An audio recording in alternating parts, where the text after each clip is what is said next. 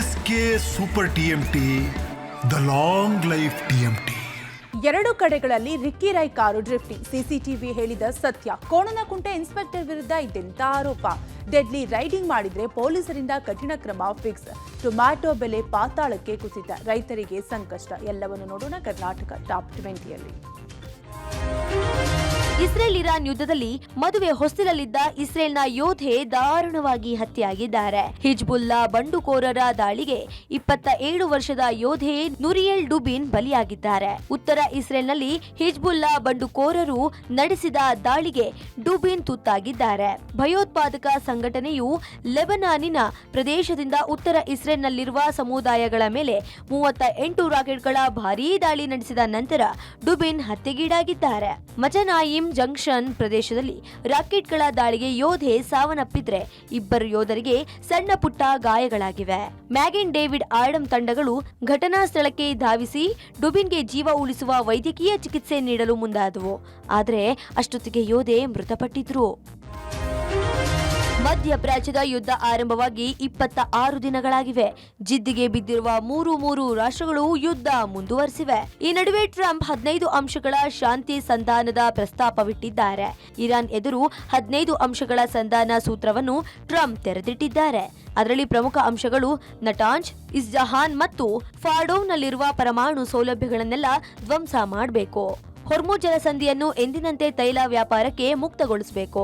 ಹೌತೀಸ್, Hezbollah, ಹಮಾಸ್ನಂತ ಬಂಡುಕೋರ ಗುಂಪುಗಳಿಗೆ ಸಹಾಯ ಮಾಡುವುದನ್ನ ನಿಲ್ಲಿಸಬೇಕು ಮತ್ತು ಪರೋಕ್ಷ ಯುದ್ಧಗಳಿಗೆ ಕೊನೆ ಹಾಡಬೇಕು. ನಾವು 1 ತಿಂಗಳು ಕದನ ವಿರಾಮ ಘೋಷಿಸಿ ಮಾತುಕತೆಗೆ ಸಿದ್ಧರಿದ್ದೇವೆ. ಮಿಲಿಟರಿಯಲ್ಲಿರುವ ಕ್ಷಿಪಣಿ ವ್ಯವಸ್ಥೆಗಳಿಂದ ಇರಾನ್ ಕಳಚಿಕೊಳ್ಬೇಕು. ನಮ್ಮ ಷರತ್ತು ಒಪ್ಪಿದ್ರೆ ಇರಾನ್ ಮೇಲೆ ಹೇರಿರುವ ಎಲ್ಲಾ ಸುಂಕಗಳು ವಾಪಸ್ ಪಡೆಯಲಾಗುವುದು. ಮೂಲಭೂತವಾದ ಮುಖಂಡರನ್ನು ಹೊಂದಿರುವ ಬಂಡುಕೋರರ ಗುಂಪಿಗೆ ಶಸ್ತ್ರಾಸ್ತ್ರ ಪೂರೈಸುವುದನ್ನ ನಿಲ್ಲಿಸಬೇಕು. ಬುಷೇರ್ ಅಣು ವಿದ್ಯುತ್ ಸ್ಥಾವರ ಅಭಿವೃದ್ಧಿಗೆ ಅಮೆರಿಕದಿಂದ ಸಹಾಯ ಮಾಡಲಿದೆ. ಯುದ್ಧದಲ್ಲಿ ಹಾನಿಗೊಂಡ ತೈಲ ಘಟಕಗಳ ಪುನರ್ ನಿರ್ಮಾಣಕ್ಕೆ ಅಮೆರಿಕದಿಂದ ಆರ್ಥಿಕ ಸಹಾಯ ಮಾಡಲಿದೆ. ಈ ಎಲ್ಲಾ ಷರತ್ತುಗಳನ್ನು ಒಪ್ಪಿದ್ರೆ ಇಸ್ರೇಲ್ ಕೂಡ ರಣಕಣದಿಂದ ಹಿಂದೆ ಸರಿಯಲಿದೆ ಅಂತ ಒಟ್ಟು 15 ಅಂಶಗಳ ಸಂಧಾನದ ಪ್ರಸ್ತಾಪವನ್ನ ಟ್ರಂಪ್ ಇರಾನ್ ಮುಂದೆ ಇಟ್ಟಿದ್ದಾರೆ. ಈ ಹಿಂದೆಯೂ ಇರಾನ್ ಯಾವುದೇ ಷರತ್ತು ಇಲ್ಲದೆ ಸಂಧಾನ ಒಪ್ಪಿಗೆ ಇದೆ ಎಂದು ತಿಳಿಸಿದ್ದು, ಇದೀಗ ಟ್ರಂಪ್ ಪ್ರಸ್ತಾಪ ಮಾಡಿದ 15 ಷರತ್ತುಗಳ ಮೂಲಕ ಯುದ್ಧ ನಿಲ್ಲಿಸುತ್ತಾ ಕಾದ್ ನೋಡಬೇಕು. ಬೆಂಗಳೂರಿನ ಅನಿಲ್ ಕುಂಬ್ಳೆ ಸರ್ಕಲ್ನಲ್ಲಿ ಐಷಾರಾಮಿ ಕಾರು ಡ್ರಿಫ್ಟಿಂಗ್ ಪ್ರಕರಣಕ್ಕೆ ಟ್ವಿಸ್ಟ್ ಸಿಕ್ಕಿದೆ. ಮುತ್ತಪ್ಪ ರೈ ಪುತ್ರ ರಿಕ್ಕಿ ರೈ ಕಾರು ಡ್ರಿಫ್ಟಿಂಗ್ ಮಾಡಿದ್ದಾರೆ ಎಂಬ ಶಂಕೆ ವ್ಯಕ್ತವಾಗಿದೆ. ಕಾರು ಓಡಿಸಿದ್ದು ನಾನೇ ಅಂದ ರಿಕ್ಕಿ ರೈ ಡ್ರೈವರ್ ಹೇಳಿಕೆ ನೀಡಿದ್ದ. ಆದರೆ ಪೊಲೀಸರ ವಿಚಾರಣೆ ವೇಳೆ ಚಾಲಕನ ಹೇಳಿಕೆಗಳಲ್ಲಿ ಸಂದೇಹ ಬಂದಿದೆ. ಲ್ಯಾಂಬೋರ್ಗಿನಿ ಕಾರಿಗೆ ಎಷ್ಟು ಗೇರಿದೆ, ಕಾರು ಸ್ಟಾರ್ಟ್ ಮಾಡುವುದು ಹೇಗೆ ಅನ್ನುವಂತ ಪ್ರಶ್ನೆ ಮಾಡಿದ್ದಾರೆ. ಆದರೆ ಚಾಲಕ ಕಾರಿಗೆ ಕೀ ಇದೆ, 6 ಗೇರ್ ಇರುತ್ತೆ ಅಂತ ಉತ್ತರ ನೀಡಿದ್ದಾನೆ. ಅಸಲಿಗೆ ಲ್ಯಾಂಬೋರ್ಗಿನಿ ಕಾರಿಗೆ ಗೇರ್ ಇರೋದಿಲ್ಲ. ಕೀ ಸ್ಟಾರ್ಟ್ ಬದಲು ಸ್ವಿಚ್ ಸ್ಟಾರ್ಟ್ ಇರಲಿದೆ. ರಿಕ್ಕಿ ರಾಯ್ ಕಾರು ಚಾಲನೆ ಬಗ್ಗೆ ಸಾಕ್ಷ್ಯಗಳ ಸಂಗ್ರಹಕ್ಕೆ ಮುಂದಾದ ಪೊಲೀಸರು ರಿಕ್ಕಿ ರಾಯ್ ಕಾರು ಚಾಲನೆ ಖಚಿತಪಡಿಸಲು ಕಬ್ಬನ್ ಪಾರ್ಕ್ ಸಂಚಾರ ಪೊಲೀಸರು ಟೆಕ್ನಿಕಲ್ ಮೊರೆ ಹೋಗಿದ್ದಾರೆ. ಸಿಡಿಆರ್ ರಿಪೋರ್ಟ್, ಸಿಸಿಟಿವಿಯ ದೃಶ್ಯಾವಳಿ, ಆರ್ಟಿಒ ಹಾಗೂ ಎಫ್ಎಸ್ಎಲ್ ತಜ್ಞರಿಂದ ಪರಿಶೀಲನೆಗೆ ಮುಂದಾಗಿದ್ದಾರೆ. ಡ್ರಿಫ್ಟಿಂಗ್ ವೇಳೆ ಅನಿಲ್ ಕುಂಬ್ಳೆ ಸರ್ಕಲ್ನಲ್ಲಿದ್ದ ಮೊಬೈಲ್ ಸಂಖ್ಯೆ, ಟವರ್ ಲೊಕೇಶನ್ ಮೂಲಕ ಪತ್ತೆ ಹಚ್ಚುವುದಲ್ಲದೆ ಡ್ರೈವರ್ ಸೀಟ್ನಲ್ಲಿದ್ದವರು ಯಾರು ಅನ್ನೋ ಬಗ್ಗೆ ಸಿಸಿಟಿವಿಗಳ ಮೂಲಕ ಪರಿಶೀಲನೆ ನಡೆಸಲು ಮುಂದಾಗಿದ್ದಾರೆ. 4 ಆಯಾಮಗಳಲ್ಲಿ ಸಾಕ್ಷ್ಯ ಸಂಗ್ರಹ ಬಳಿಕ 15 ದಿನದ ಒಳಗೆ ಚಾರ್ಜ್ ಶೀಟ್ ಮಾಡಲು ಪೊಲೀಸರು ನಿರ್ಧಾರ ಮಾಡಿದ್ದಾರೆ. ಮಂಗಳೂರು ಮೂಡುಬಿದ್ರೆ ಪ್ರಕರಣ ಬಳಿಕ ಇದೀಗ ಬೆಂಗಳೂರಿನ ಇನ್ಸ್ಪೆಕ್ಟರ್ ವಿರುದ್ಧ ಲೈಂಗಿಕ ದೌರ್ಜನ್ಯ ದೂರು ದಾಖಲಾಗಿದೆ. ಕೋಣನಕುಂಟೆ ಇನ್ಸ್ಪೆಕ್ಟರ್ ಪಾಪಣ್ಣ ವಿರುದ್ಧ ಬೆಂಗಳೂರು ಕಮಿಷನರ್ಗೆ ದೂರುದಾರೆ ದೂರನ್ನ ನೀಡಿದ್ದಾಳೆ. ಕೋಣನಕುಂಟೆ ಇನ್ಸ್ಪೆಕ್ಟರ್ ಪಾಪಣ್ಣ ತಮ್ಮ ಅಧಿಕೃತ ವೈಯಕ್ತಿಕ ಫೋನ್ನಿಂದ ಕರೆ ಮಾಡಿ ಕಿರುಕುಳ ನೀಡಿದ್ದಾರೆ ಅಂತ ಆರೋಪಿಸಿದ್ದಾರೆ. ಕರೆ ಮಾಡಿ ಚಿನ್ನು, ಮುದ್ದು, ಬಂಗಾರಿ ಅಂತ ಸಂಬೋಧಿಸಿದ್ದಾರೆ. ಅಲ್ಲದೆ ವಾಟ್ಸ್ಆಪ್ ಮೂಲಕ ಅಶ್ಲೀಲ ಚಾಟ್ ಮಾಡಿ ತನ್ನ ಗೌರವಕ್ಕೆ ಧಕ್ಕೆ ತಂದಿದ್ದಾರೆ ಅಂತ ದೂರಿನಲ್ಲಿ ಉಲ್ಲೇಖಿಸಿದ್ದಾರೆ. ಇಷ್ಟೇ ಅಲ್ಲದೆ ದೂರುದಾರೆ ಮತ್ತು ಮಕ್ಕಳನ್ನ ಸುಪಾರಿ ಕೊಟ್ಟು ಕೊಲೆ ಮಾಡಿಸುವುದಾಗಿ ಇನ್ಸ್ಪೆಕ್ಟರ್ ಕೊಲೆ ಬೆದರಿಕೆ ಹಾಕಿದ್ದಾರಂತೆ. ದೂರುದಾರಿಯನ್ನ ಚಿನ್ನು, ಮುದ್ದು, ಬಂಗಾರಿ ಅಂತ ಕರೆದಿರುವ ಆಡಿಯೋ, ಅಶ್ಲೀಲ ಮೆಸೇಜ್ಗಳ ವಾಟ್ಸ್ಆಪ್ ಸ್ಕ್ರೀನ್ ಶಾಟ್ಸ್ ಹಾಗೂ ಎಲೆಕ್ಟ್ರಾನಿಕ್ಸ್ ಎವಿಡೆನ್ಸ್ಗಳ ಸಮೇತ ಕಮಿಷನರ್ ಕಚೇರಿಗೆ ದೂರನ್ನ ನೀಡಿದ್ದಾರೆ. ಇತ್ತೀಚೆಗೆ ಬೆಂಗಳೂರಲ್ಲಿ ಡೆಡ್ಲಿ ರೈಡಿಂಗ್ ಪ್ರಕರಣ ಹೆಚ್ಚಾದ ಕಾರಣ ಬೆಂಗಳೂರು ಪೊಲೀಸ್ ಕಮಿಷನರ್ ಇಂದ ವಿಶೇಷ ಕಾರ್ಯಾಚರಣೆ ನಡೆಸಲು ಸೂಚನೆಯನ್ನ ನೀಡಲಾಗಿದೆ. ರಾತ್ರಿ ಆದ್ರೆ ಸಾಕು ಬೆಂಗಳೂರಿನ ರಸ್ತೆಗಳಲ್ಲಿ ಕುಡಿದು ಡೆಡ್ಲಿ ರೈಡಿಂಗ್ ಮಾಡುವ ಸಂಖ್ಯೆ ಹೆಚ್ಚಾಗಿದೆ. ಅದರಲ್ಲೂ ನಿರ್ಜನ ಪ್ರದೇಶಗಳಲ್ಲಿ ಇದು ಹೆಚ್ಚಾಗಿ ಕಂಡುಬರುತ್ತಿದೆ. ಹೀಗಾಗಿ ರಾತ್ರಿ ಪೊಲೀಸರಿಗೆ ಎಚ್ಚರಿಕೆಯಿಂದ ಇರಲು ಸೂಚಿಸಿರುವ ಬೆಂಗಳೂರು ಕಮಿಷನರ್ ಸಿಮಂತ್ ಕುಮಾರ್ ಸಿಂಗ್, ಕುಡಿದು ವಾಹನ ಚಾಲನೆ ಮಾಡುವಾಗ ಫಾಲೋ ಮಾಡದೆ ಘಟನೆ ನಡೆದ ಜಾಗ ನೋಟ್ ಮಾಡಿಟ್ಟುಕೊಳ್ಳಿ, ಕಂಟ್ರೋಲ್ ರೂಮ್ನಿಂದ ವಾಹನದ ಮಾಹಿತಿಯನ್ನು ಪಡೆದು ಕ್ರಮ ಕೈಗೊಳ್ಳಬೇಕು, ಅವರ ವಿರುದ್ಧ ಕ್ರಮ ಕೈಗೊಳ್ಳಿ ಅಂತ ಸೂಚಿಸಿದ್ದಾರೆ. ಕುಡಿದು ವಾಹನ ವಾಹನ ಚಾಲನೆ ಮಾಡುವ ವೇಳೆ ಫಾಲೋ ಮಾಡಿದರೆ ಅವರ ಜೀವಕ್ಕೆ ಹಾನಿಯಾಗಬಹುದು. ಹೀಗಾಗಿ ಘಟನೆ ನಡೆದ ಸಮಯ ಮತ್ತು ಜಾಗ ನೋಟ್ ಮಾಡಿಟ್ಟುಕೊಳ್ಳಲು ಸೂಚನೆಯನ್ನ ನೀಡಿದ್ದಾರೆ.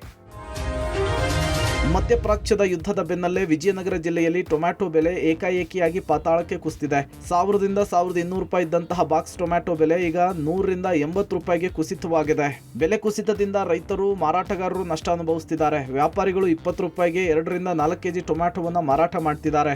ಏಕಾಏಕಿ ಟೊಮ್ಯಾಟೊ ಬೆಲೆ ಕುಸಿತವಾಗಿರೋದ್ರಿಂದ ರೈತರು ಕಂಗಾಲಾಗಿದ್ದಾರೆ. ಸಾಲ ಮಾಡಿ ಟೊಮ್ಯಾಟೊ ಬೆಳೆದು ಮಾರುಕಟ್ಟೆಗೆ ತರುವ ರೈತರ ಪರಿಸ್ಥಿತಿ ದೇವರಿಗೆ ಪ್ರೀತಿ ಎನ್ನುವಂತಾಗಿದೆ. ಬೆಳೆದ ಟೊಮ್ಯಾಟೊ ರಫ್ತಾಗ್ತಾ ಇಲ್ಲ. ಮತ್ತೊಂದು ಕಡೆ ಇರಾನ್ ಇಸ್ರೇಲ್ ಯುದ್ಧದಿಂದ ಸಿಲಿಂಡರ್ ಸಿಗದೆ ಹೋಟೆಲ್ಗಳು ಟೊಮ್ಯಾಟೊ ಖರೀದಿ ಮಾಡದ ಕಾರಣ ಮಾರುಕಟ್ಟೆಯಲ್ಲಿ ಕೆಂಪು ಸುಂದರಿಯ ಖರೀದಿ ಮಾಡ್ತಾ ಇಲ್ಲ. ಬೇರೆ ದೇಶಗಳಿಗೆ ಟೊಮ್ಯಾಟೊ ರಫ್ತಾಗ್ತಿಲ್ಲ. ಅಲ್ಲದೆ ಸಿಲಿಂಡರ್ ಸಿಗದೆ ಹೊಸಪೇಟೆಯ ಬಹುತೇಕ ಹೋಟೆಲ್ಗಳು ಬಂದಾಗಿವೆ. ಹೀಗಾಗಿ ಪ್ರತಿನಿತ್ಯ ಟೊಮ್ಯಾಟೊಗಳನ್ನ ಹೋಟೆಲ್ಗಳು ಖರೀದಿ ಮಾಡುವುದನ್ನ ನಿಲ್ಲಿಸಿದ ಕಾರಣ ರೈತರಿಗೆ ಗಾಯದ ಮೇಲೆ ಬರೆ ಎಳೆದಂತಾಗಿದೆ. ಒಂದು ಕಡೆ ಸಾಲ ಮಾಡಿ ಟೊಮ್ಯಾಟೊ ಬೆಳೆ ಬೆಳೆದಿದ್ರೆ ಹಣ ಖರ್ಚು ಮಾಡಿ ಹಳ್ಳಿಯಿಂದ ಮಾರುಕಟ್ಟೆಗೆ ಟೊಮ್ಯಾಟೊ ತಂದ್ರೂ ಕೂಡ ಖರೀದಿಸೋರು ಇಲ್ದಂತಾಗಿದೆ. ಕೆಂಪು ಸುಂದರಿಯ ಬೆಲೆ ಕುಸಿತ ನಮ್ಮನ್ನ ಆತ್ಮಹತ್ಯೆಯ ಸ್ಥಿತಿಗೆ ತಳ್ಳಿದೆ ಅಂತ ಹೇಳಿ ರೈತರು ಅಳಲನ್ನ ತೋಡ್ಕೊಳ್ತಿದ್ದಾರೆ.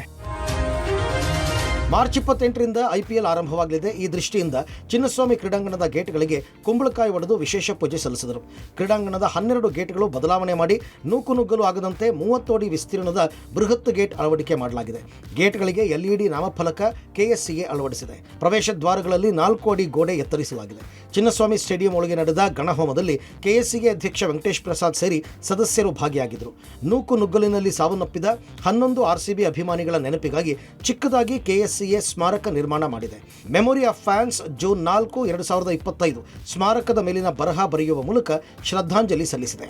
ಜೂನ್ 4, 2025 ಕರ್ನಾಟಕದಲ್ಲಿ ಯಾರು ಕೂಡ ಮರೆಯಲಾರದಂತಹ ದಿನ. ಯಾಕಂದರೆ RCBಯ 11 ಅಭಿಮಾನಿಗಳು ದಾರುಣವಾಗಿ ಸಾವನ್ನಪ್ಪಿದ್ರು. ಆ 11 ಜನ ಫ್ಯಾನ್ಸ್ ಏನು ಸಾವನ್ನಪ್ಪಿದ್ರು ಅವರಿಗೆ ಶ್ರದ್ಧಾಂಜಲಿಯನ್ನು ಸಲ್ಲಿಸುವಂಥ ಕೆಲಸವನ್ನು KSCA ಮಾಡ್ತಾ ಇದೆ. ಏನು ನೋಡ್ತಾ ಇದ್ದೀರಿ, ಈ ಸ್ಮಾರಕವನ್ನು ಈಗ ನಿರ್ಮಾಣ ಮಾಡಿರುವಂಥದ್ದು ಅಂದರೆ ಚಿನ್ನಸ್ವಾಮಿ ಸ್ಟೇಡಿಯಂನ ಒಳಭಾಗಕ್ಕೆ ಹೋಗುವಂಥ ಏನು ಎಂಟ್ರಿ ಇದೆ, ಎಂಟ್ರಿಯ ಎಡಭಾಗದಲ್ಲೇ ಒಂದು ಸಣ್ಣದಾದಂಥ ಸ್ಮಾರಕವನ್ನು ನಿರ್ಮಾಣ ಮಾಡಿದ್ದಾರೆ.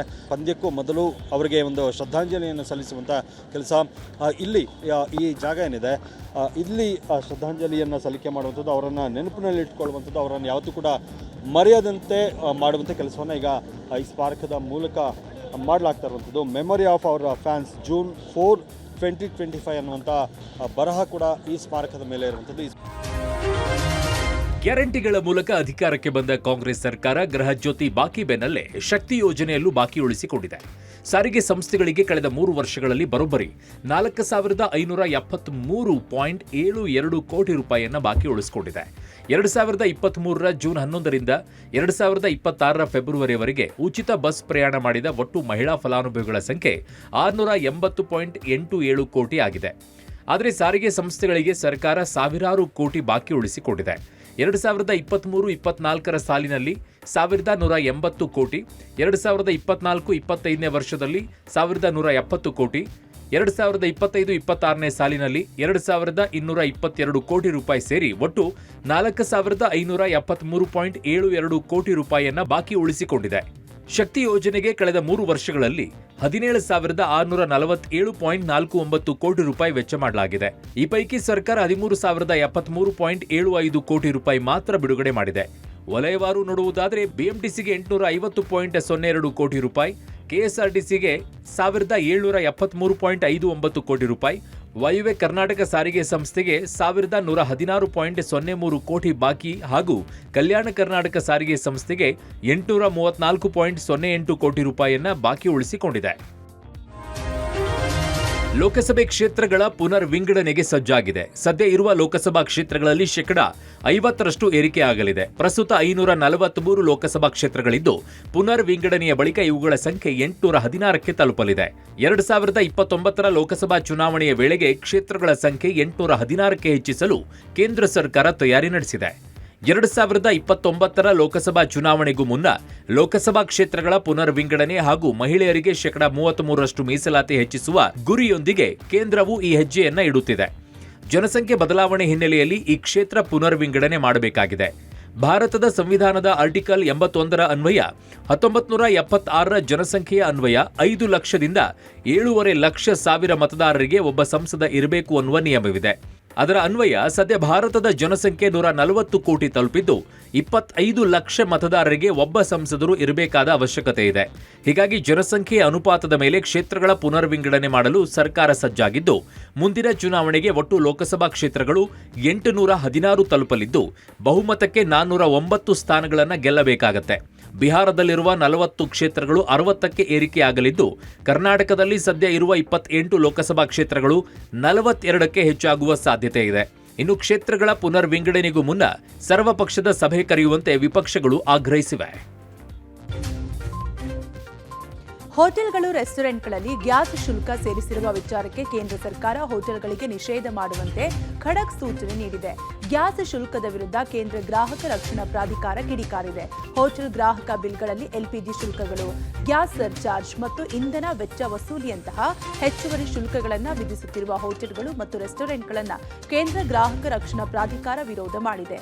ಗ್ರಾಹಕ ರಕ್ಷಣಾ ಕಾಯ್ದೆ 2019ರ ಅಡಿಯಲ್ಲಿ, ಅನ್ಯಾಯದ ವ್ಯಾಪಾರ ಪದ್ಧತಿ ಕಾಯ್ದೆ 2019 ಸೆಕ್ಷನ್ 10ರ ಅಡಿಯಲ್ಲಿ ಹೊಸ ಸಲಹೆಯನ್ನ ಹೊರಡಿಸಿದ್ದು, ಅಂತಹ ಯಾವುದೇ ಶುಲ್ಕಗಳನ್ನು ಸ್ವಯಂಚಾಲಿತವಾಗಿ ವಿಧಿಸಬಾರದು ಎಂದು ನಿರ್ದೇಶಿಸಿದೆ ಮತ್ತು ಉಲ್ಲಂಘನೆ ಮಾಡಿದರೆ ಕಠಿಣ ಕ್ರಮಕ್ಕೆ ಕಾರಣವಾಗಬಹುದು ಎಂದು ಎಚ್ಚರಿಕೆ ನೀಡಿದೆ.